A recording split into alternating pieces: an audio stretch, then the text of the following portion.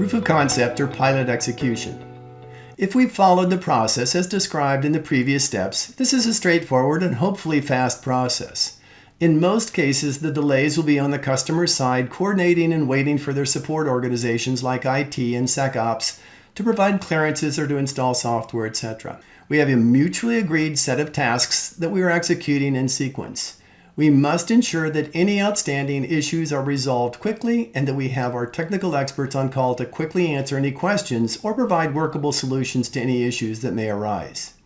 This is where we find out if we have overcommitted to either capabilities, ease of implementation, or schedules.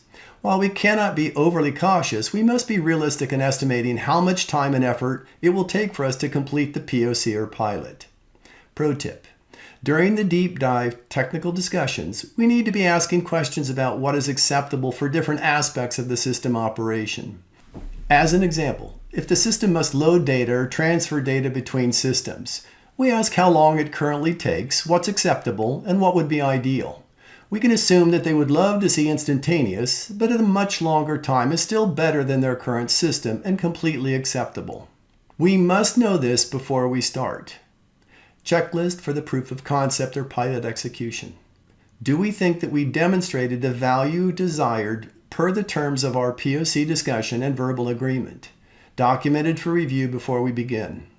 Are we ready for the results review meeting? Our next step is the results review proof of concept or pilot, asking for the commitment.